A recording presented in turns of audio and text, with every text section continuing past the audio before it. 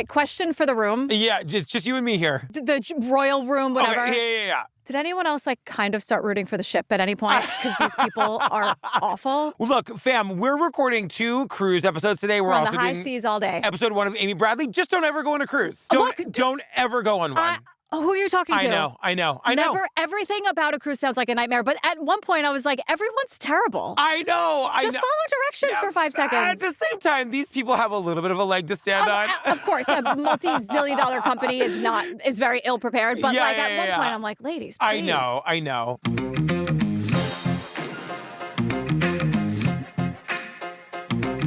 Hi, Julian Benzavalli. Hi, Patrick Hines. Do you want to go on a party barge cruise? I don't. Okay.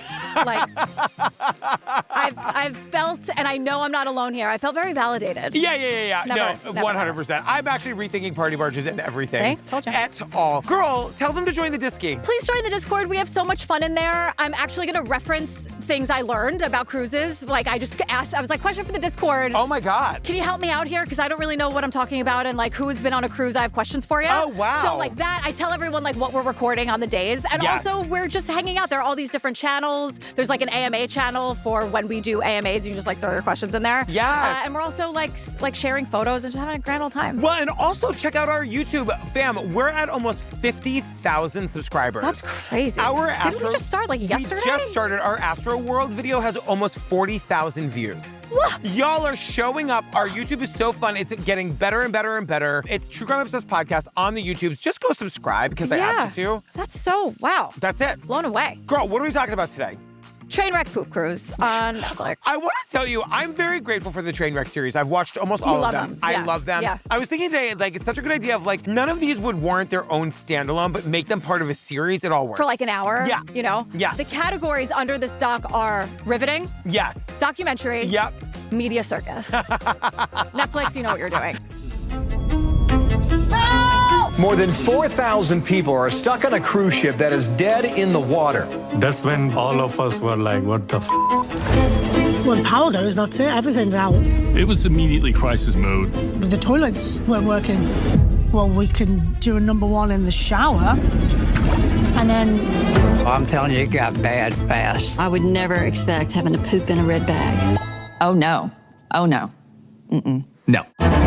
Suddenly, everyone's out for themselves. You could hear the panic. We were starting to smell urine. Oh my God. It was terrifying. We had camera people, crews on boats, a helicopter up in the air. Fights broke out. Oh. The ship is on fire. What the is happening on this cruise ship? Fucking poop cruise. I remember this like it was yesterday. I don't like that I can't leave, you know? I have, however, been served, I've talked about this, served videos of pier runners, people who for some reason are late to the cruise. And only because we're friends, I get them too. They throw themselves on the ground. They're wailing and weeping. Well, they get hammered at the port, and they're not there an hour before they should be. Honestly. And they're some of them are running with their pina coladas still. They have the Senior Frogs hats on. And some people are furious, sweetheart, this did not just happen to you. Can I take 1 second and tell you about my Senior Frogs experience? Sure. It feels apropos. We were in Mexico with Steve's family, and I was like, there was a Senior Frogs. Isn't it Senor Frogs? Yeah, you're right, Senor Frogs. I was like, Senior Frogs. It's not Senior Frogs, it's Senor Frogs. I thought you were saying senior, the last year, or a senior citizen. Senor Frogs. Senor Frogs, okay. We had the most amazing time. The staff, I didn't know this, they make balloon animals for you. Okay. They came over and we ordered guacamole. They had Daisy get up and make it tableside. Daisy made the guacamole. So it's like a kid's restaurant now? Because it used to be a college joint. They do family stuff, maybe because it was in Puerto Vallarta or whatever, which I can't say, Puerto Vallarta. Okay. They put signs over our heads and then made us all take pictures. It was the funnest day on the entire trip. It's Chuck E. Cheese now. 1,000,000%. Wow. And I was taking all these pictures and I just kept saying, go local. Go local. And it's time to go local. Yeah. Not loco, but we did go loco. It sounds like it. Yeah, sounds like it. I love guac. Moving on. I just love it. I love guac too, especially when made by Daisy Judith Tipton Hines. I was going to say my dad makes the best guac in the world. I can't say otherwise, but I love a tableside guac. Okay. Oh, absolutely. I'll take it. All right, Devin. Devin's in cabin 7202. Devin is the cutest boy. He's got great hair, glasses. That face is really working for me. Devin is obsessed with his fiance's father. It's a lot. One could say too much. It's all we hear about. Well, because he gets the dream phone call. The first time that I heard about going on a cruise was a simple phone call from my fiance saying, hey, my family's going on a cruise, let's do it together. Everything's taken care of. And it was an easy yes. He's excited but scared. Well, it's all expenses paid. So he goes, it's an easy yes. Like his fiance calls, we never get her name. We don't know anything about her. It's all about Devin and his relationship with her father. And they're still married, I learned later. But I was like, she's nowhere to be seen. Yeah. Like where is she? He's very happy to talk about this. Yeah. And so we learned about the itinerary for this cruise. 2 days at sea, a stop in Cozumel, Mexico, 1 day back to Galveston. It's going to be great. I was like, that's a really fast cruise. The family was not investing a lot of time in Devon. You know what I mean? I mean, if it's their first time. Totally. On a visit. Here's the people I like. Larry and Rebecca, they're a father-daughter duo. They're the only ones you like. You don't like the only sane people here. You don't like the White Lotus girls? No. They're not. They don't even like each other. And the Bridezilla didn't even get her own room. We'll get to it. No. So, but I'm the one, whatever, we'll get there. So they're the only sane people here. Larry recently divorced Becca's mother, and it was like a really difficult time. So this is about their father-daughter quality time. They're both very excited. It was very sweet to hear. Did you write down their cabin number? No, I stopped doing that after. 8215. Okay, great. I'm like, Netflix, like why? Well, it only becomes important when we get to the White Lotus ladies because we find out they're on a bachelorette cruise and the actual bachelorette had to share a room. Yeah, please. We see a lot of passenger videos in this doc before, during, and after the literal shitstorm. I gotta tell you, we are in that age of documentaries now where everyone's recording everything on their phones and we get a lot of, I love it. I'm kind of into it. Yeah, especially Devin. Devin's a big phone nerd. Oh my God. So this is the Carnival Triumph. It is enormous. Yes. We hear, this is like a building. You walk in, there's a massive grand lobby, this big spiral staircase, a huge chandelier. Ship of dreams. I'm singing Titanic. All I heard was, they called it the Ship of Dreams, and it was. It really was. I know. But it's funny because we live in New York City, so if you're ever driving down the West Side Highway, sometimes you go past the ship terminal, like the cruise terminal, and you see how big they are. They are bigger than most skyscrapers in New York City. And that's what they say. It's like a building on its side, right? It's true. So Kaylin, Ashley. How do they stay afloat? Is it the underwater ferries that hold them up? The propellers? I have no idea. Propellers, They're asking me about a ship? They're like styrofoam taped to the bottom. Who cares? That's true. Who gives a shit? Girl, Function is back. You know that I use Function, and I chose it because Function is the only health platform that gives you access to the kind of data most people never see and the insights to actually take action. Yeah, and that's why top health leaders like Dr. Mark Hyman, Dr. Andrew Huberman, and Dr. Jeremy London are all behind Function Health. So look, the whole deal is that inside Function, you can test over 160 biomarkers, you can look at your levels, and then you can actually do stuff about it if you need to. So this week, we're talking about copper, ferritin, and iron. So most people think that if you have low iron, you'll take a supplement and it's no big deal. Yeah, but having low iron might not be the issue, and supplementation could actually backfire. Yes, iron plays several essential roles, fam. It's part of hemoglobin, which carries oxygen to the blood. We're talking science, people, and it supports both energy production and immune function. For me, the energy part is the biggest thing. But here's the thing. In order to be absorbed, transported, and stored properly, iron relies on ferritin and copper. Yeah, I'm going to tell you what ferritin is, because I bet you don't know. Ferritin is your iron storage protein. Think of it like a bank, fam. Yeah, so low ferritin means the body's reserves are running low, and high ferritin can reflect iron overload or other stress in the body, since ferritin also rises during illness or inflammation. Stick with us, fam. Copper, on the other hand, is essential for mobilizing iron from storage. So without enough copper, iron can get stuck in your tissues, unable to be used. Fam, I use this, and you should too. It is an amazing thing to get to check all of this out in your Function dashboard. 160 biomarkers. Every time it shocks me. Yeah. My God. So learn more and join using our link. Visit www.functionhealth.com/TCO. I know all about my iron levels. Do you? Oh, wow. Kaylin, Ashley, and Jamie are the bachelorette party. They are not friends anymore, you can tell. We're at the White Lotus ladies. Now, Kaylin is not the one getting married. She is staying in cabin 7298. Kaylin would be me. She gets her own room. Gets her own room. Ashley, who is getting married, got a room with Jamie in room 2330. Well, it's funny. They make a point to say we all decided. In other words, this is no one's fault. We made this choice as a group to come on this cruise. You're right. They aren't sitting particularly close to each other. And Netflix definitely does them dirty with the edits. We'll get to it. I have a couple of notes on that. I know. But I could not stop thinking about the ladies from the White Lotus. Yeah, all they want to do is party and party hard. They want to get hammered. We put our luggage down and we went straight up to the bar.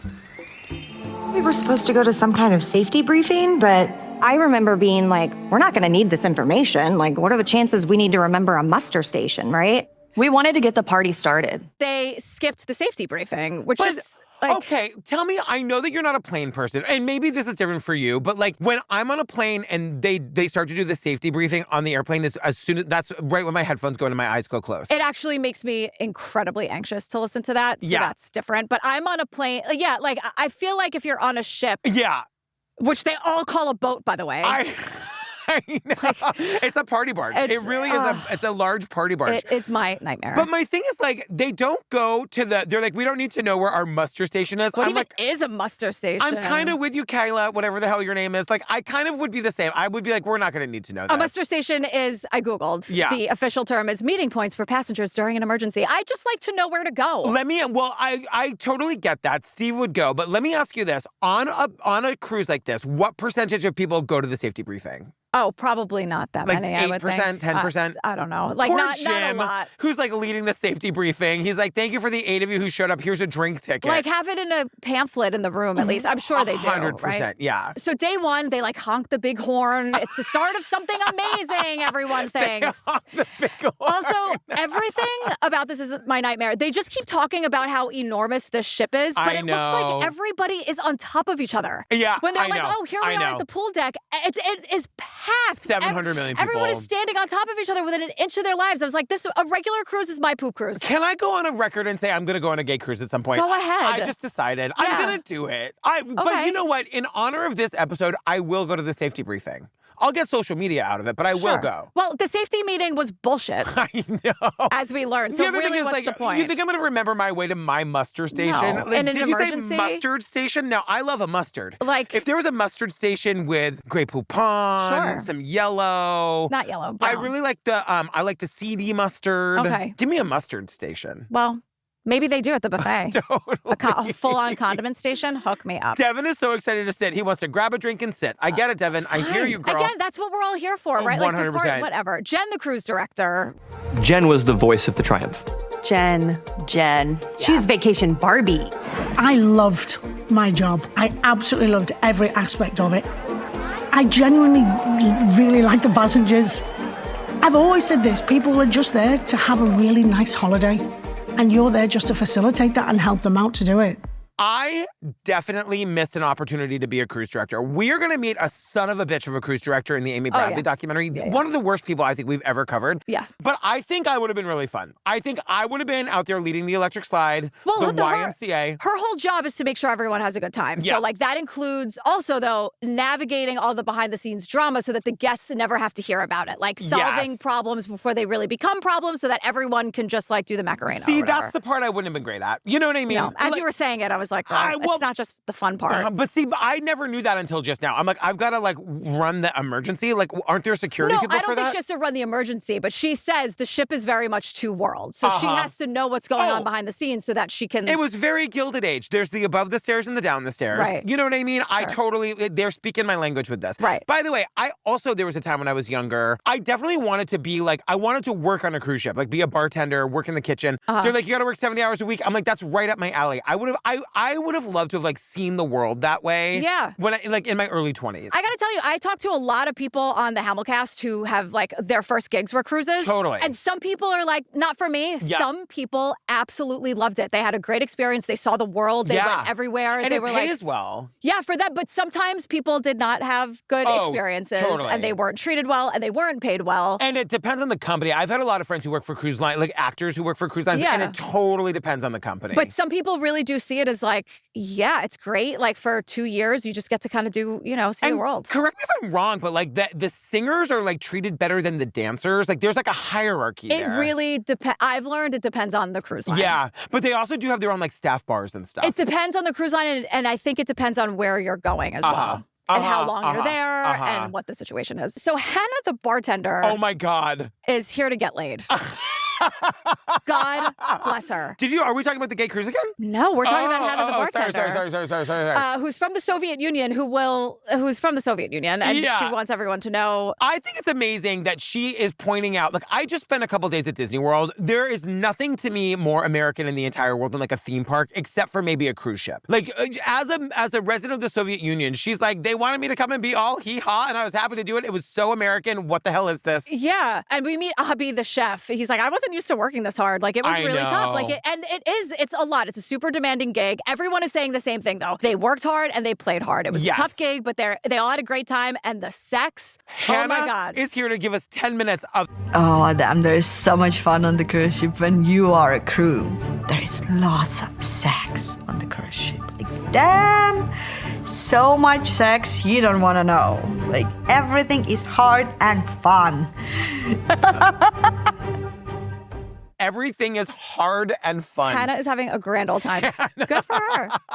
You go get yours, Hannah. I'm obsessed. Day 3, they get to Cozumel, Mexico. Yeah. Everyone's ready to party. It was perfect. It was amazing. Everyone is happy. Everyone is drinking a lot. Everyone is eating a lot of Mexican food. Oh. We stuffed our faces, to which I say, oh no. my God. Oh, no. Jamie, one of the White Lotus ladies, drank so much that she doesn't remember getting back to the ship. The bachelorettes are blackout drunk. She's like, I could have walked. I could have been carried. I have no idea. Jamie. And today, the bride is not amused. So either she was very annoyed at the time and we're not hearing the full story, or she's getting herself ready to talk about what we all came to discuss. Because to quote Margot Robbie and I, Tanya, I mean, that's what you all came here, folks, the fucking incident. Exactly. Like, either she's like, oh God, because right after we got blackout drunk, this horrible thing happened, or she's annoyed at the fact that she had to carry her friend at noon from Cozumel back into the ship. Ashley says we left our dignity in Cozumel. Like, you guys. Because like everyone pours themselves back on the ship from a full day in Mexico, like sun, booze, food. And this is when it's a 2 or 3 day cruise, I guess that's the point. Like, you just go and get as drunk as you can for one day. So day 4 begins with the last thing you want to hear after you've been drinking in the sun for 3 days. 5:28 a.m. Incessant beeping at 5:28 a.m. Followed by Alpha Team, Alpha Team, Alpha Team. And it made me think of the Milli Vanilli behind the music. This is a deep cut. Oh. But when they talk about how they got caught on stage, girl, you know it's, girl, True. girl, you know it's, girl, you know it's, 80,000 people. Girl, you know it's, girl, you know it's. That is like such a, what do they call it? Like a vocal stem that Ashley and I have been doing for years. This made me think of Tina Fey's book, because she was on a cruise and because her husband also does not fly. Why? Because he doesn't fly and they were desperate to go on a cruise, like on some kind of vacation. And so they, in her book, it is, she's like, we woke up to the loudspeaker going, bravo, bravo, bravo. And her friend was like, later was like, how many times did they say it? She said 3 times. She's like, that means the ship is sinking. Like that, like this is bad. But it didn't. It didn't, but it was. And it was like they didn't know how bad it was until later. Oh. But like when she was telling her friend after the fact, her friend who works on cruise ships, they were like, you said like, 3 times. Yeah, like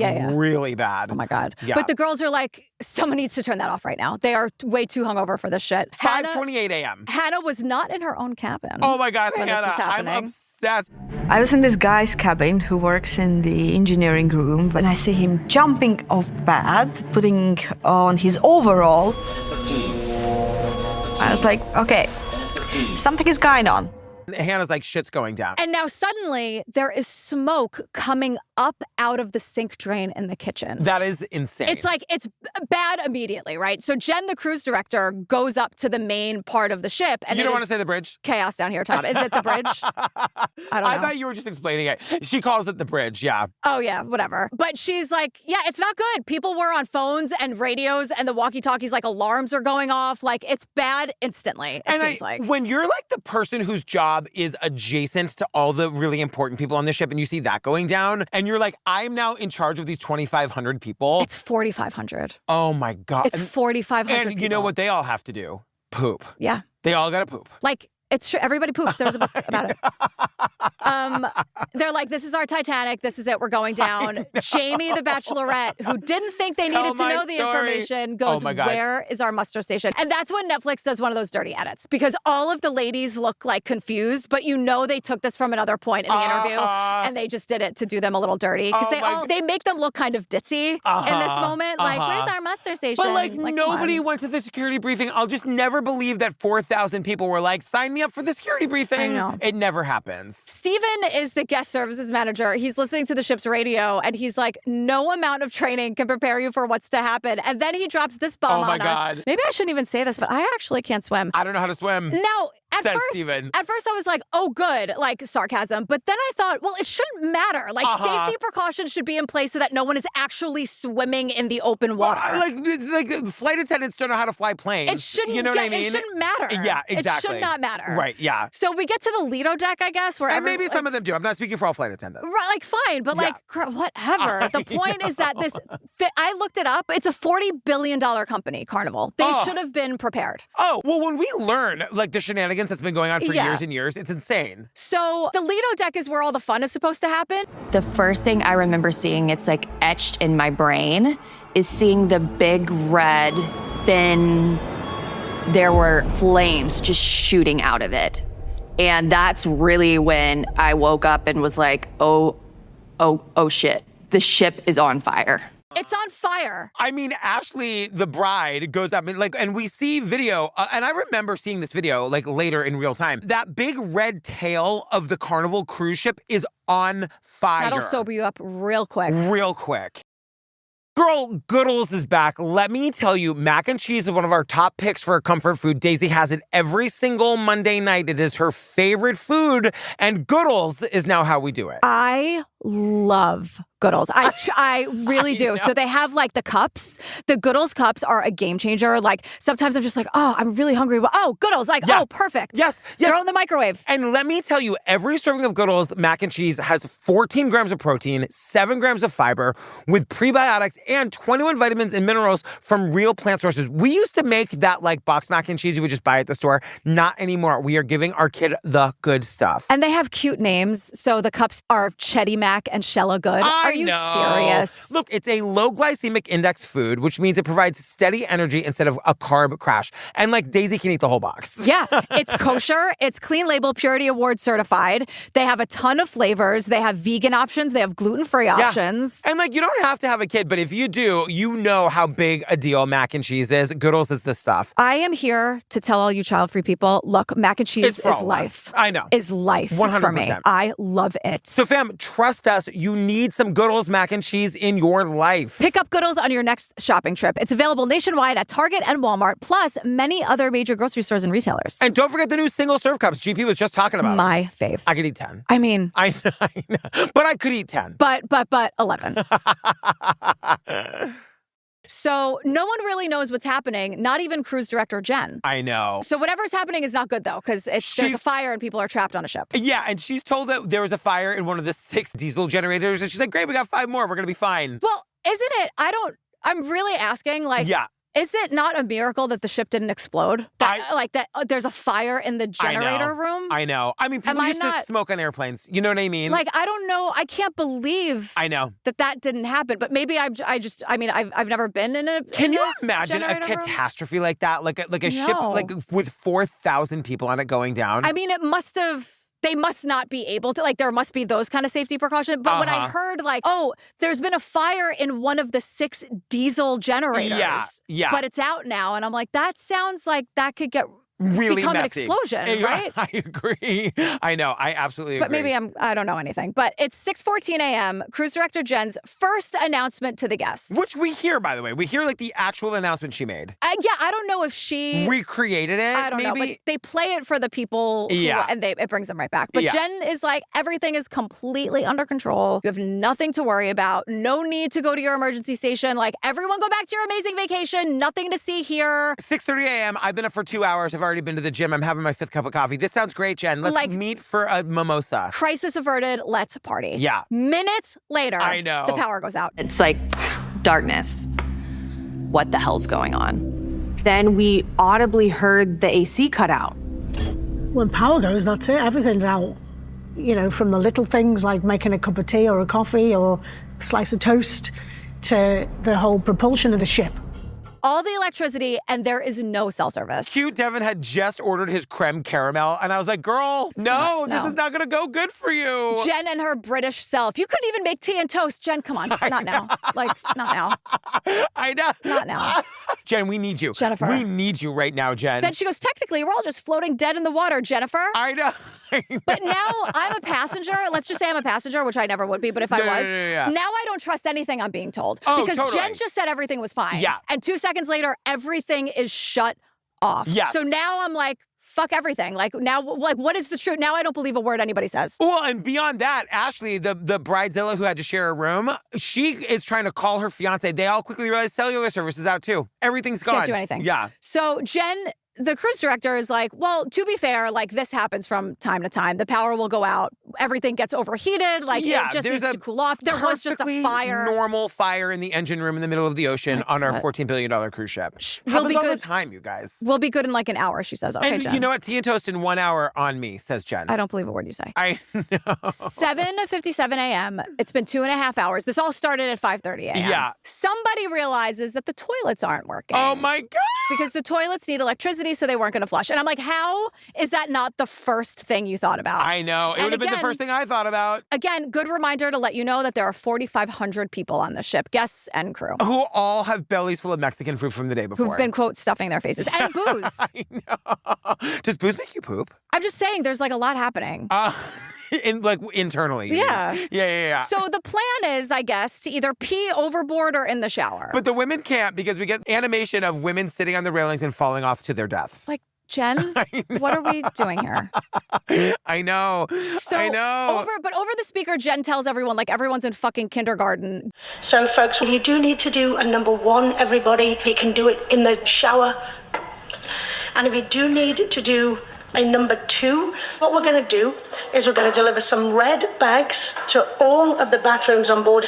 And if you do need to do a number two, we ask that you please do it in the red bag and drop it off in the bins in the car. Go, quote, number two in the red plastic bags provided, and then leave your bag in the hallway and it will be picked up and disposed of properly. Can you imagine? My first thought was, what about if you're on your period? Which would be a nightmare on vacation anyway. I literally plan around it. Oh, God. But like, what's the plan for that? Oh, no. What's the plan for that? Vomit? What's the plan? But also, pooping in a bath. Like, look, here's my question. This is the first time I have this note. Shouldn't there be enough lifeboats on this boat for everybody? I can't believe. Why are we not getting into lifeboats? I don't understand. I don't understand the lack of. I don't understand how, like, I don't understand. Right, I know. But like, at no point does anybody even suggest that we they don't hear that deploy the term. lifeboats. I No, think maybe not we hear one it time. Once. One time when the fucking straight guys are throwing their poop bags into them. Like, what? Then what's the point? I know. Why have lifeboats? Isn't this exactly what they're for? Like, everyone is horrified about the red bags. Everyone is like a cartoon horrified. Uh-huh. As soon as I saw the red bags, I was like, oh no, oh no, no. I was like, red bag? No way. Not happening. I immediately started taking Imodium. Everyone's popping Imodium and hoping for the best. I understand. And Jen's like, I That don't will like be to a use... chapter title in my next book. Jen's like, I don't like to use the word hero, but it was a genius plan. I know. Now, the thing about it is, I think it's less about the indignity of pooping into a bag and more like what's going to become of that bag. But my thing is this. Is the bag situation ideal? Of course not. No. Is it the worst option in the world? Of course not. Yeah. And everyone is... What is the worst option? Like, I don't know. It's all horrible to me. I know. Being on a cruise, walking onto a cruise. Why do they also have more than 4,000 of these red bags? I don't know what they're for. Yeah. But they have them. And it's like, well, we're fucking here now. And so everyone's acting like, well, I'm like, okay, so I know. it sucks, Yeah. but this is what we're doing. And we're like... This is one of those moments that teaches you who you are. You are a very pragmatic person. You would hate it, but you would do it. I would be like, this is the worst thing ever. But like, I'm thinking, I'm like, okay, I guess you just line the toilet. But like, it sucks. Well, it's humiliating. yeah. I understand. No one wants to do it. And it makes me have a conversation with God. Our body, we shouldn't have to do that. No. And nobody should have any shame in pooping. Everybody poops, but like at the same time, we shouldn't have to. But they're talking about it like Jen is making them do it in front of everybody on the fucking Lido deck, and it's being live broadcast to the rest of the world. Like, I know it's a literally shitty situation, but like, what else is there? I know. The way they are actively refusing to do, I'm like, everyone here who refused is part of the problem. 100%. I don't understand. And there's only so much Imodium, and eventually your body's going to revolt. Right? Like, you it's know? not good. No. Like, I just don't understand. I know. So, it really just is a question of, like, it's not sanitary. You can't wash your hands. I get it. Like, it's pretty gross. but to act like it under no like I you're know. above it. It's like we're all, this is an even playing field now, everyone. Everyone It's is true. like, you It can't is, like, pull that shit. Pooping in a bag is the great equalizer. It doesn't matter if you're in the presidential suite or not. Like, it doesn't matter if you have the best room. I know. Everyone is equal now. Jen does call herself a genius in this moment. Yeah, she's like, I don't like to use the word here. Devin, I will say, of all of our people here, Devin is the most committed to not having to use a red bag. Very committed. I think it's weird. I know. He doesn't want to have to... It's like, Devin, that's not the flex you think it is, bro. He also makes it sound... Because his whole thing is, I don't want to have to do this in front of my father-in-law. Well, no, you don't I'm have... telling you to. This obsession with it. You know that, like, I know. His daughter's also going to be your wife, who you have to acknowledge and care for as well. Hello? Like, Devin is really, really opposed to pooping. He really doesn't want to do it. Devin, it's like Devin's focusing on the wrong kind of details here. And he wants to document his journey. We get the most footage from him. Cool. I know. How's that creme caramel sitting though, Devin? I'm really curious. Great. Not great. So it's 10:31 a.m., 5 hours into this. At that point in time, we needed to let Carnival head office know what was happening on board. Fortunately, we had a satellite phone that worked. And it became my responsibility to keep that communication going with Shoreside.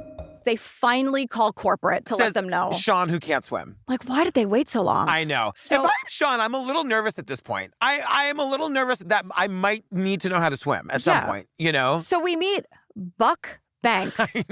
Buck Banks is his real name, and he is, in fact, not a super rich oil tycoon trying to bulldoze the new theater that the Muppets are trying to build in the town. Buck Banks?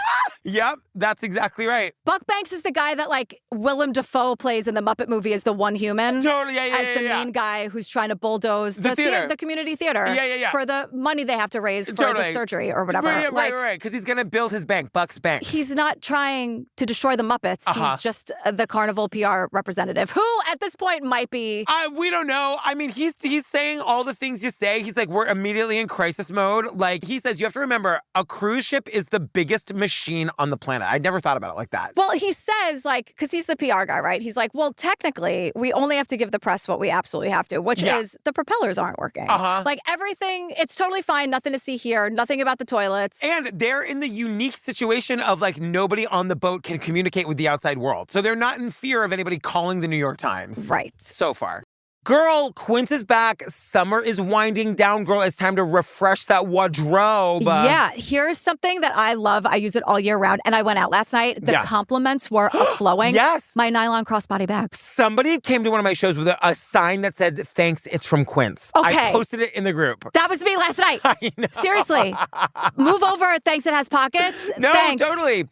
Fam, Quince, think cashmere and cotton sweaters starting at just $40. Washable silk tops and classic denim pants. Timeless styles you'll keep coming back to. Everybody loves it. The best part? Yeah. Everything with Quince is half the cost of similar brands. Truly. And they do this by working directly with top artisans and cutting out the middlemen. Quince gives you luxury without the markup. And Quince only works with factories that use safe, ethical, and responsible manufacturing practices and premium fabrics and finishes. We love Quince. We love it. Fam, time to elevate your fall wardrobe essentials with Quince. Go to quince.com/TCO for free shipping on your order and 365-day returns. That's QUINCE.com/TCO to get free shipping and 365-day returns. Quince.com/TCO. Tell them I sent you. And it's super easy to make that thanks, it's Quince sign. Like, and then you don't have to say it 100 times. So easy. Just hold it up. Just hold it up. Bye. Girl, Chime is back. This is all about being better than other credit cards and building your credit score to getting that good credit score we all want and need. Yeah, we're talking about Chime's secured credit builder Visa credit card. Look, fam, we are talking no annual fees, interest, or credit checks. You can use it everywhere Visa credit cards are accepted and build credit with the money you set aside. And look, just talking about that building your credit history, because we all know how essential that is, they have tools that are designed to help you build, protect, and maintain your credit with less stress. And you can increase your your credit scores with automatic credit reporting. Like that is, I remember as I was like getting my financial life together, watching my credit score rise, and it was like life-changing every time. Yeah, you don't want to be scared of your credit score. No, Do you know and what I mean? Chime is going to make it so easy. So fam, make everyday purchases count with Chime's secured credit builder Visa credit card. Get started today at chime.com/TCO. Chime feels like progress. The Chime Credit Builder Visa credit card is issued by the Bancorp Bank N.A. or Stride Bank N.A. Chime checking account required to apply. Money added to credit builder will be held in your secure deposit account as collateral and is your credit builder cards available to spend amount. This is money you can use to pay off your monthly charges. Out-of-network ATM withdrawal and OTC advance fees may apply. Late payment may negatively impact your credit score. Results may vary. Go to chime.com/disclosures for details. Can I take this, please? Oh my God. Baldwin. Please. Former CNN anchor. Okay. She's like, I don't think so. Okay, I'm thinking we're fucking CNN. We've got the State of the Union, Iraq, Pyongyang, Vatican. The Pope resigning is a story, okay? So there's easily eye rolls over a cruise story at first. I don't think so. We're way too serious and totally above all of this. Hey, CNN, why don't you fact check a presidential debate before you start lecturing me about how you're above this? Because here are some CNN.com headlines from the week before the poop cruise that they're above. Okay. Why secretary is still the top job for women. 4 rules for teaching your son to keep house. Why husbands who share household chores miss out on sex. Which U.S. city has the best airport? Puppy Bowl Sunday, survival of the cutest. Now, that I'm not mad about. Yeah. But I think the point has been made. I You're not agree. above anything, CNN. Yeah. Don't try to sit here and be like, we're not talking about poop. You can't wait to talk about poop. Yeah. You will eventually make yourselves a 24-hour poop cruise channel. But I resented the, like, we're above this. Could you fact check a presidential debate? I agree. It would really mean a lot to me. But while we're on the subject, having been to most of them this year, I'm going with Charlotte. Great airport. Really? Easy, cruise right through TSA. It's a really nice airport. Charlotte, That's nice. You nailed it. Yeah. It's not too big? No, and you know where else? Actually, Orlando. Great fucking airport. Well, they have to be. And I you feel would like think, that's an incredibly busy airport. You know the worst airport in the country? I'm sorry. It's not a reflection on the people. It's Denver. No, Denver's okay. It's really, really big. What's the one that there are the always aliens? a ton of lines? Oh, it's Atlanta. Oh, you and I were in line in Denver. It was pretty bad. And like notoriously bad. It was bad, but Atlanta, in my estimation, is the worst airport. It is the busiest airport. It is the busiest airport on the planet. It is awful. I've only ever had terrible experiences at the Atlanta airport. It's really bad. But Orlando and Charlotte, you're nailing it. Also, Logan sucks, but Boston, I love you. Okay. Well, point is, CNN is not above anything. Totally. But we meet Mary, who's Rebecca's mom, the father-daughter duo. This poor woman, like, she's learning from her friend. Hey, Mary, did you hear about this poop cruise that's like adrift at sea with no energy, no electricity, and no internet? And like, she's like, my fucking kid is on that ship. I know. Can you imagine? It's horrible. Yeah. So 12:09 p.m., high noon. The Bachelorette ladies have to pee. Now, this is where I was like, oh, I know everyone thought we were going to have fun today, but I'm going to bring the room down because they all go together because it's dark inside the ship and they're scared. Yeah. And they want a buddy system. Very smart, right? But this is when I'm like, oh, were the locks not working on the rooms either because it's all electric? Like, that's really unsafe and scary. Yep. And I think there was probably, I'm guessing, and maybe I'm wrong, I hope I am, a lot of assaults and a lot of sexual assaults that we're not hearing about. I will get into how terrifying maritime law is at the end of this. Yeah. But like... Oh, and we learn all about it in Amy Bradley. Right. But like, I just want to say, that made me go like, oh no. Yeah. It's dark. Yep. Rooms are just a fucking free-for-all. Like, that really scared me. Yeah, that's really terrible. And the other thing that happens here that made me go, wait, what? In order to have any light to go find a bathroom. And then one of the other guests on the boat was like, this is what you need to do. So we had taken the beacon out of the life jacket. He told us to pour like soda on it so it gets wet and starts to light up. And so the whole time you have like this discotheque going on while you're doing it. They're taking the beacons off the life jackets and pouring water on them to make them flash. And I was like, you guys, you might need that. That's what they were told to do by the crew. It makes sense. Like, you need light. Yeah. Absolutely. That's the most important thing right now. But then I was like, if this ship goes down, you need those beacons. Yeah. Yeah. It's all, how did it get to this point? It's a $40 billion corporation, and there's no plan in place, it feels like. It's just like, I really don't understand how we're not all on the lifeboats. I really don't understand how we're not sending and we'll get to it eventually, but why we're not sending an empty fucking cruise ship out there to get all these people off. I agree. I understand that it would be inconvenient and it would take a long time. It costs money. And cost money, but go fucking do it. Yeah, I couldn't agree more. So now the fire destroyed all of the power cables. So there's no chance that the power is coming back on. none, like zero. And it took them like hours and hours to figure it out because they had to wait for the engine room to cool before anybody could even go in there. So the new plan is that they're going to get, quote, tugged back to Mexico, the closest port. So and like this is supposed to happen by tomorrow. Like it's like late in the day now. They're going to be back in Mexico by tomorrow. And now and Devin, by the way, is like I can make it. I don't have to poop in a bag. I can do this. Cool. Do you want a fucking medal, Devin? I know. What do you want? Exactly. He wants to not poop in front of his father-in-law. Then don't. Then don't. Problem solved. Yeah, I'm with you. Am I like... No, I know. I understand, and we'll get to it actually like now. I get that this becomes actually like, oh, humans are terrifying. Yeah. Like, I understand that... the way it becomes Lord of the Flies, like the way that human beings will always organize themselves into like the survival of the strongest. Yeah, and that people just like kind of like lose any sense of decency. Like, I understand that when you're in a situation that it feels insane, maybe you just become a little insane. But Devin, like, we're not on the ship anymore, girl. Like, you're here talking about it. I know. So it's nightfall. We realized we cannot sleep in these rooms because it was just so hot. We completely left our floor, brought our mattresses up, and we laid in the hallway. There's people laying beside you that you've never met or probably would never talk to on the boat.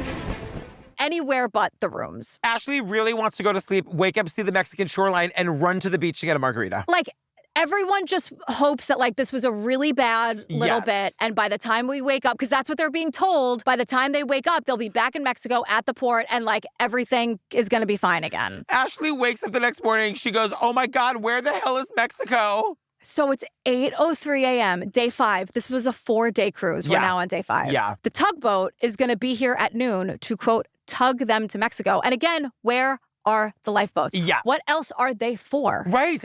Right. And Devin is saying that like by day 5, everything had completely changed. She said on the lower deck, all you could smell was sickness. Yeah. Like, I mean, think about this. People have been pooping and peeing in the showers and just leaving it there. There are children. Yes. People are hammered, so throwing up. People are also like getting sick from being in the sun. Like, Steve and I were on a plane maybe a month ago, and you know that thing where like they don't turn on the air conditioning until you're like in the air? Mm-hmm. We got delayed on the tarmac, and we were on the tarmac for probably 35 minutes, and it was getting hotter and hotter, and I knew I wasn't going to die. I made up my mind that I was not going to complain, but I'm looking around and I'm seeing these babies. I'm seeing these like literal infants, and this and they don't know. They're just uncomfortable. They can't communicate. They have no idea. And it was dangerously hot. It was getting to the point where I'm like, they're gonna have to deplane us in a minute if they don't fix this. Sure. And we got off the ground and it was okay. But I'm looking at these like, and that was only 40 minutes. Like I can't. This is day 5 of like babies and children living in this. That is really scary. So the food situation, everyone starts complaining about. I'm like, this is an emergency. Like I know. don't like. People were waiting in line for 3 hours for what ended up being like a soggy onion and lettuce sandwich. And I'm like, I understand you're upset, but what do you expect? I know, but what Devin is telling us and other people are saying, people are hoarding. So they're waiting in line for 2 hours to get to the front. They take 15 sandwiches. Yeah. And then there's not enough for everybody. Because like people are in, quote, survival mode. Yes. And it was everyone for themselves. So they'd be like stealing shit and, quote, running back to their camps. Yeah. And I'm like, oh, I can't breathe. Like, this is incredibly scary. And like they are making tent cities out there on the thing about this is that this doesn't start until somebody starts it. You know what I mean? Yes. This kind of hoarding, this kind of like encamping, this kind of like becoming your own little societies only happens when one person does it first. And someone says, I think it's the father from the father-daughter duo. There were people taking sheets and putting them over chairs and making tent cities. And so there was a rush to get a deck chair. And people were tugging and fighting. This is my area, these are my people, and don't come messing with us. You saw that a lot. This is my area and my people, and do not mess with us. And it I'm becomes like an apocalyptic movie. And I'm like, this is terrifying. Again, I'm going to ask, how many assaults are we not talking about? I know. And it's at this point, what's the name of the cruise line? Carnival? Carnival. It's at this point that you deploy the fucking lifeboats. You know what I mean? And I wonder, like, why nobody is talking about it. Why is nobody... Maybe they're electric and you have to... Maybe that's what it is. Then tell us. I know. Tell us what the reasoning is. I know. Because another ship comes by and everyone thinks they're about to be saved, but no, it's another Carnival ship. It's the Carnival Legend. Everyone at that ship is looking at this ship like it's a sideshow. And they're taking pictures. And their vacation is not stopped. And the people on the Triumph are still mad about it. They're I know. like, what are they supposed to I know. I mean, I think that like watching them doing the YMCA and like guzzling their margaritas while they've been eating tomato and onion sandwiches. They paid. I know. I don't know what to tell you. Like, I understand. I would be miserable. I would be hysterical. I'm not saying I wouldn't. I know. That I'm like above anything. I'm also saying now that this is what is always confusing to me sometimes, because maybe they're told, tell us the story as if you're still on the ship. Because I'm not hearing any like, well, looking back, or we know. I don't hear any of that. So that's on me. That's my fault. No, it's okay. But also Jen explains to us, because like you're looking at this cruise ship right next to them. I'm like, let me go down to the first deck, jump into the water and swim to that cruise ship. And she's like, no. Jen is like, you can't do, like, I think it would have been worth trying to figure something out. Like she's saying. It was more food supplies than anything. Because logistically and safety-wise, you can't just walk 4,500 people from one ship to the other. Like, it's a huge procedure. It's lowering boats, having a small percentage of people jump on board, bring it across, tie it up, transfer the passengers, and then repeat again. Not an option. They're there to bring some supplies. Yes. But even that is a mess because the tugboats are like crashing into each other. And I'm like, you're a 40 billion. How are you so ill-equipped? And there's no like PA system to explain to the people on the ship, the poop cruise, that like this ship is not here to save you. They're just here to bring you food. Yes, and I think they're maybe not telling them that. Because I think it's getting to the point where people would have jumped overboard. We don't want to revolt. Yes. We do not want to mutiny. Oh my God, I didn't even think of that. Just think about the absolute anger that people would rightfully be feeling. They're missing, what if there's childcare they have to get back to, their job they have to get back to, because now we're overtime. So now, like, there are people, I understand how, and you, I think, very quickly feel fucking crazy and feel like, because right now, everything you've been told has been a lie, or it hasn't happened, or the plan has changed, and you haven't eaten, and you feel, and it's disgusting, and you're sick, and you're desperate, and. Think of the anger. That is valid. But now we have like tent cities and we're stealing supplies and it's us versus you. And it's like, holy shit. It's funny because on a clearly micro level, I had an experience last week where I was at the end of a 10-day swing of my tour. I had been away from home for way too long. I was dying to get back. I was on the airplane and it wasn't taking off and it wasn't taking off and it wasn't taking off. And then finally they're like, we have to deplane. See? Now, I was shocked to see this. I was for sure the most angry. I didn't say anything. I kept it all to myself. Sure. Nobody took it out on the messenger. On the way, as we're all deplaning, nobody yelled at anybody. I was so amazed by the humanity. You didn't end up on TikTok. Like, truly. And I know that, like, I'd been gone for so long and I just wanted to get home. But, like, it's the kind of thing where we're going to hear eventually, like, all of these people are, like, so grateful for the crew and how hard the crew worked for them. And, you know, I'm very glad to see, like, even in this, as it's devolving into Lord of the Flies here, there still is humanity left in some regard. Yeah, because you just have to get through it. You have to get through it. You want to make it home. Right, and doing anything counterproductive just makes it worse. Right, so fucking poop in the bag. So poop in the bag, Devin. We got to zoom out and see big picture, which a lot of these people do when they realize they can steal Wi-Fi from this other boat. That's how close the ship is, right? So they're all, you see them. I remember this honestly from 9/11, like people like standing next to the Starbucks, all like, you know, trying to get the Wi-Fi from the Starbucks. Yeah. You know? Horrible. But we see the images of these people like holding their phones up trying to connect, and they do. Girl, Home Chef is back. Look, it's still summer. I don't care what anybody says, but instead of relaxing, are you stuck in that like meal prepping, meal planning whole situation? Because not with Home Chef. Figuring out what's for dinner. I know. Who knew? You have to do that every day. Every single day. Not anymore. Yeah, fam, users of leading meal kits have ranked Home Chef #1 in quality, convenience, value, taste, and recipe ease. Here's what I love, okay? The options for days. So Endless. If you love the classic meal kits with the pre-portioned ingredients, they got them. If you want the quick 30-minute recipes, they got them. Oven-ready options, microwave meals, a dedicated family menu. Yes. Everything you need. It's hassle-free. It's delicious. We love it. Can I also just say, like, as an often gluten-free person, like Home Chef totally caters. Home Chef has over 30 options a week and serves a variety of dietary needs. Yeah, whatever you need or want, they have it. They've got you covered. Essentially. Yeah. And it's economical because Home Chef customers save an average of $86 per month on groceries. And let me talk about this. When meal planning ends up on the back burner, check out Home Chef's new 5-ingredient meals that simplify prep with super easy recipe steps using just 5 pre-portioned ingredients. So we laid out our 3 recipes the other night, and Steve was like, you will pick the one with the 5 ingredients. Obviously. I was like, yeah, absolutely. Obviously.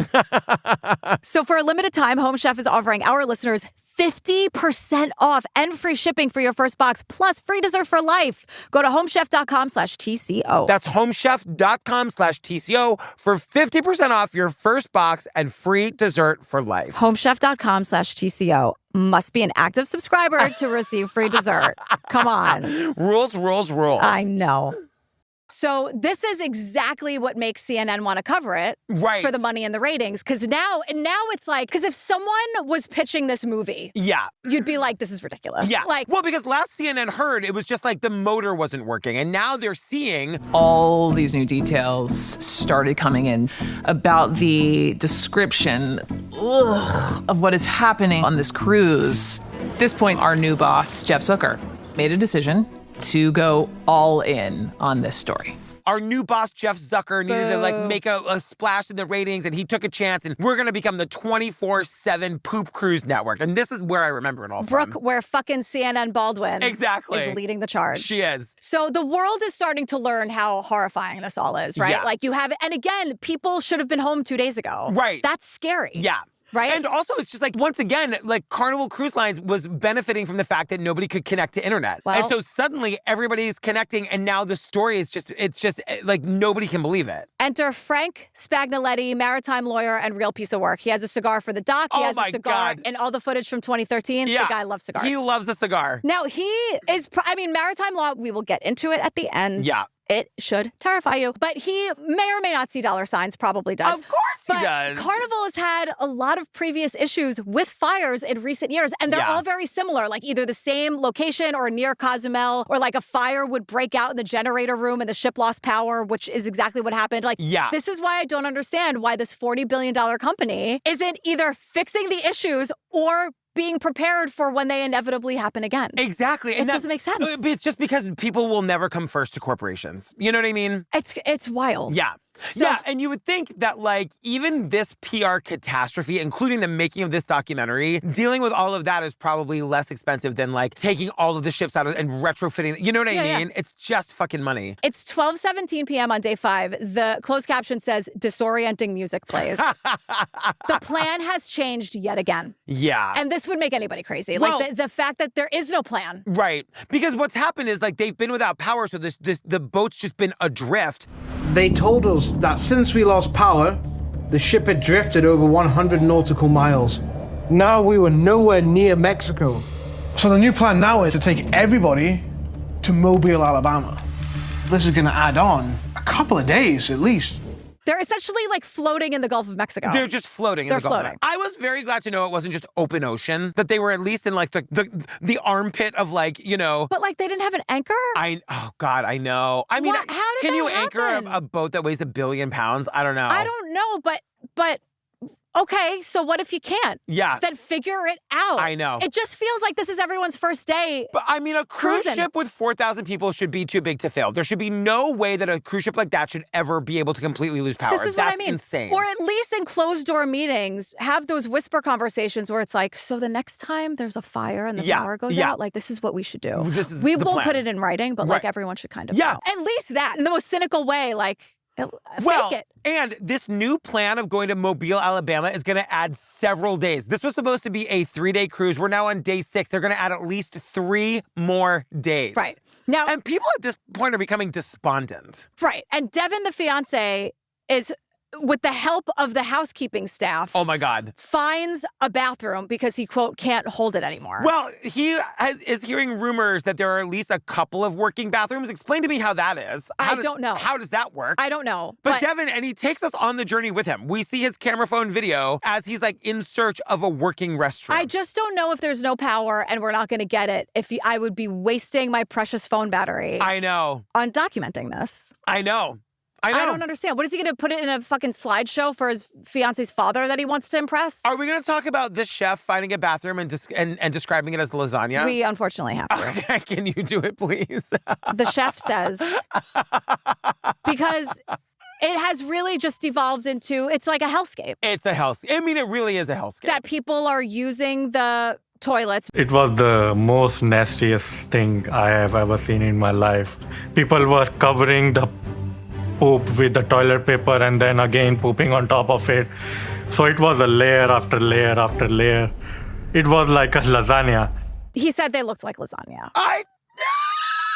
So then someone decides to do an open bar, which is a choice. They just start feeding people booze. Well, now, remember, they've just told the passengers who are living in this apocalyptic hellscape that they've got another 3 days of this. And so they decide to open the bar. And everyone is fucking thrilled. Booze is going to make you create everything that can possibly come out of your body, come out of your body. We're on day 6 of this thing. We're talking about lasagna toilets, and you're just going to start feeding people more booze. Oh, and it's free booze. They're not charging anybody, no, it's obviously. It's open bar. People are double fisting. Hannah, who's just there to get laid, she says it was the craziest, busiest, drunk, because she's the bartender, drunkest she's ever seen. People are double fisting drinks, taking them back to their room. Men are now shitting into the red bags, throwing them into the lifeboats. Yeah, or the wind is throwing them back into their faces. I mean, Jen, the cruise director, was totally against this idea, but it happened anyway. Yeah, they quickly closed the bars. Also, okay, so that's going to make everyone have to get everything out of their body, whatever's in it, vomit,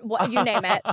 Second, everything is dirty because they can't clean any of the glassware. There's no ice, so it's just like warm tequila or warm whatever. There's no ice for anything. Now, this is where it gets really bad. I forgot. I didn't consider the no ice. Emotions are high. Everyone is unhinged. Well, that's the thing. My concern was like, now you've got angry people who are now drunk. Like, are you kidding me? I know. So, whatever. I cannot believe this didn't turn into season 2, episode 2 of The Mob Wives. Like, it's this close. The melee on Staten Island. And I'm sitting there, I'm like, did a single person follow any directions? And I'm like, well, to myself, I literally said, well, that ship has literally sailed. I know. I know. The group next to us in Tent City, it was a newlywed husband and wife, and they were having sex right in front of me on the chair. I don't know if they couldn't handle their liquor, but fights broke out. It was getting very scary.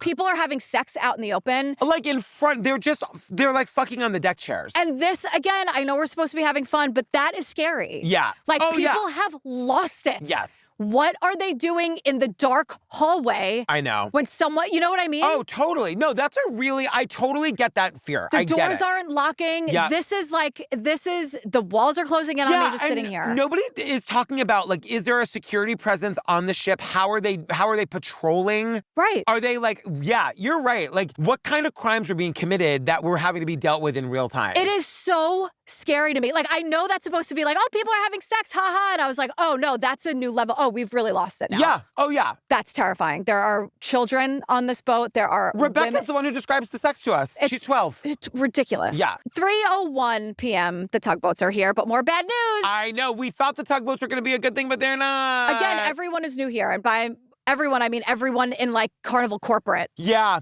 Everyone's just like trying it. Let's try this. Not like, here's the plan we have in place. Meanwhile, one of the tugboats is driving in reverse. Like, it really is fucking upside downtown out there. Oh, my God. It's wild. But they hook up the tugboats to the cruise ship and they start to pull away. But because they're being pulled by boats, the boat is now leaning.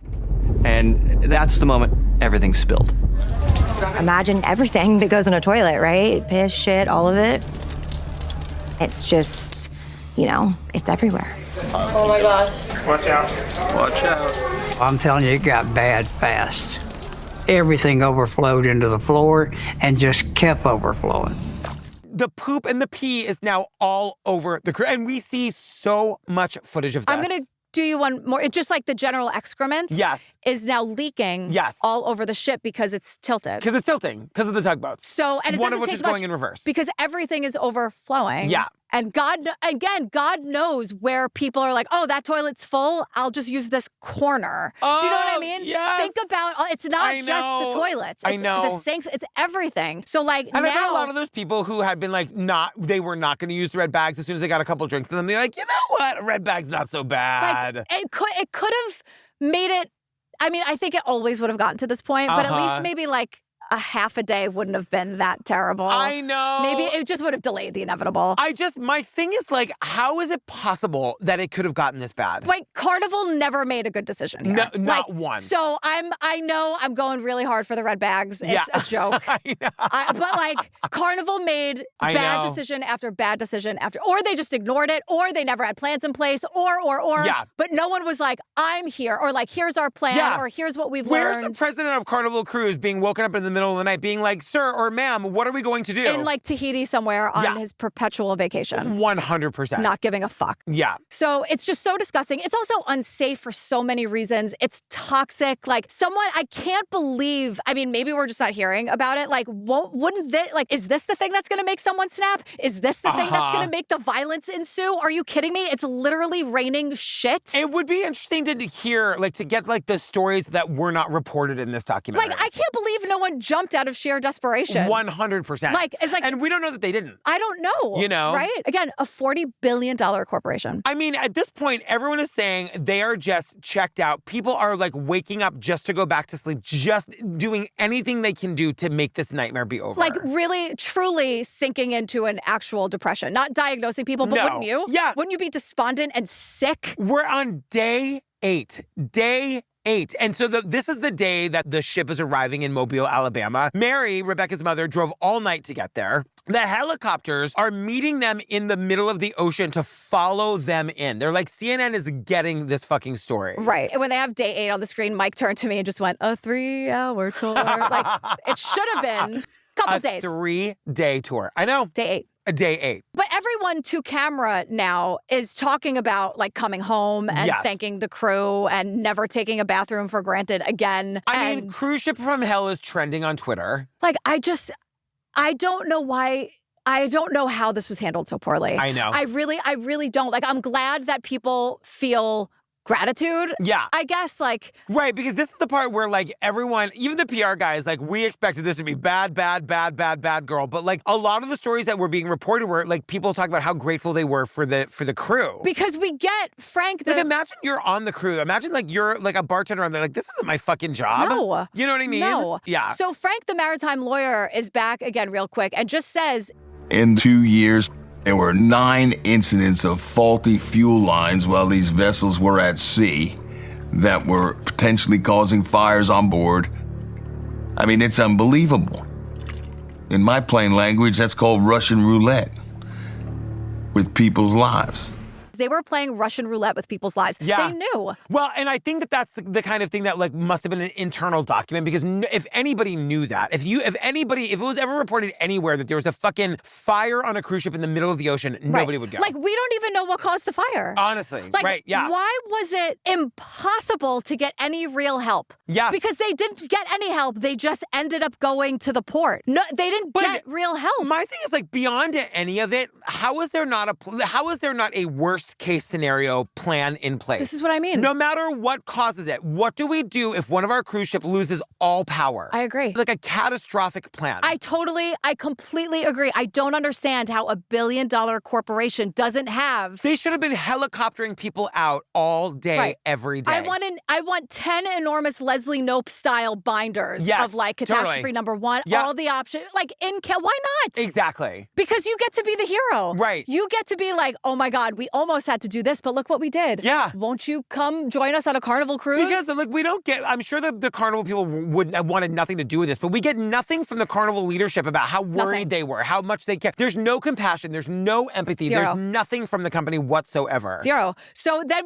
we start getting our on-screen texts as we're wrapping up. With all the passengers and crew safely back on land, Frank, the maritime lawyer, said about taking Carnival Cruise Line to court. Yeah. However. This is wild. The ticket. Yeah. So the ticket is a contract. Yes. These passengers have no right to sue because Carnival's attorneys say when you buy your ticket, the ticket contract makes absolutely no guarantee for safe passage, a seaworthy vessel, adequate and wholesome food, and sanitary and safe living conditions. absolutely no guarantee for safe passage, a seaworthy vessel, adequate and wholesome food, and sanitary and safe conditions. It's like when Fox News told us that we can't believe a word that Tucker Carlson says. Yeah. Remember that lawsuit? Yeah, it's yeah, kind of like, well, he's an asshole, so... And the thing about it is that fine print right there tells you that they know about catastrophe. They know it could be catastrophic. Anderson Cooper goes, well, they don't say that on the commercial. Right, exactly. So all of Frank's cases were settled. Yeah. Now we get like a where are they now of the people on the ship. Ashley was the bride-to-be. She got married. Yeah. The gift bags were the red poop bags. Ashley, no. I'm kind of into it. Really? I think it's kind of funny. Look, it's her wedding. I'm glad she had a good time, I guess. Yeah. The bridesmaid's gift was wrapped in a red biohazard bag. Devin and his precious father-in-law They vacation every year together. On dry land. I wonder if the wife is invited or if it's just the two of them. Certainly hope so. Maybe not. Maybe she's better off. Maybe not. Larry and Rebecca, the father-daughter duo, they enjoy cruises together. Not on Carnival. Then they loved this lasagna bit. I know, it's so gross. Because the cook is here. Abby never looked at lasagna the same way again. And there's a picture of him like making a grimacing face at a plate of lasagna. Unable to eat lasagna. Unable to eat it. I am also now unable to eat it. Somewhere Garfield is like, pass it over. Exactly. I'll do it. Yeah. After this incident, Carnival spent $115 million cleaning, repairing, and refitting the Triumph. Today, she still sails under her new name, the Carnival Sunrise. According to TikTok, it still reeks. Oh my God. And when you ask the crew, they act like they don't know what you're talking about. Somebody in the Facebook group posted a picture of it recently. They're like, look, it's right here. Apparently it stinks. Oh my God. Just like wrapping up, Carnival insists that the fire was just an accident. Like that's never happened before. We know that that's not true. Yeah. Passengers were given a full refund, transportation expenses, and $500 and offered yet another Carnival cruise. Can you imagine? So they changed their terms and conditions, removing caveats about wholesome food and sanitary and safe living conditions and safe passage. Yeah. A couple of things. Please. Maritime law is as fascinating as it is scary to me. So cruise ships, I learned, follow the laws of the country of the flag that the ship flies. Oh. But the company gets to choose where it registers the ships. And they choose this based on the laws they want to follow. So you will, I don't think, ever really see an American flag. So it's based on how they can benefit. Right, of course. So the point is, when things like sexual assaults occur on these ships, they've technically happened over international waters, which makes it very, very, very, very, very hard for the survivor to take any recourse at all. And this happens all the time. So much so that it was a plot point in Succession for the entire series. No way. By Succession people, they would talk about oh, are we going to talk about cruises? I hear it in Shiv's voice. That's how, because they're supposed to be what's the Rupert Murdoch? He's supposed to be this evil, enormous zillionaire. So they had cruise lines. And so the whole thing was what are we going to do about cruises? Cruises, they have to go to have a Senate hearing about it. Oh my God. And so Tom explains it to Greg, in the show. He goes, for a number of years, there was an unofficial company policy on the cruise lines that if there was a serious criminal incident, we would, if possible, sail not home, but to a friendly port with friendly authorities, and we can minimize the incident to avoid negative PR. That's throughout from season 1 to the end. Cruises was a huge thing. That's how big this controversy is and how scary it really is. So if you're a cruise person, do your thing, but just be careful. Yeah, and stay tuned for Amy Bradley, where we get a cruise advocacy expert who tells us all of this too. And they call it they use the term NRPI, no real person involved, which is a term that's been used by cops and corporations for years and years and years and years. But cops will say it when a bad criminal kills another bad criminal, where it's oh, no real person involved. But in Succession, who do you think they meant that? Right, of course. You know what I mean? Yeah. So, but it's that, what's the word? Prevalent. Yeah. That it was on HBO for 4 years. Yeah, I mean, the more that we've learned about cruising, the more terrifying it absolutely sounds. Just be careful. Yeah. Have fun, do your thing, go on your vacation, blow off your steam, please. But we love you, so be careful. Right. Just be careful. Yeah, that's it. That's all we ask. That's all. Oh my God, girl, we did Poop Cruise. Oh God. Poop Cruise. I don't have to go. I thought maybe I'd have to go. Oh, you think you're good? I don't have to pee. No, I have nothing. I know. My mouth is dry. My body is dried up. What do we do next, girl? We are doing, this is that thing we do when we do a two-parter sometimes. Oh, yeah. So this is Look Into My Eyes. It's from the True Crime Story series. It's 4 episodes. We're going to do it in 2 episodes. This is about the creepy principal who was hypnotizing students and then 3 of them died. Yeah. It's on Amazon Prime, Sundance, AMC Plus, Apple TV. This is not the the movie about psychics. This is a 4-part documentary about the principal hypnotizing kids. Fam, stay tuned for the trailer for that. Join the Discord, join the Facebook group, check us out on YouTube. Be one of our first 50,000 subscribers. Can you believe? I mean, it's wild. I love it so much. I love it. We just launched YouTube and it's popping off. I'm so excited. That's so crazy. I know. That's it, fam. We love you. We'll see you in a little bit. We love you. Stay safe out there. We really mean it. All right, bye. Bye.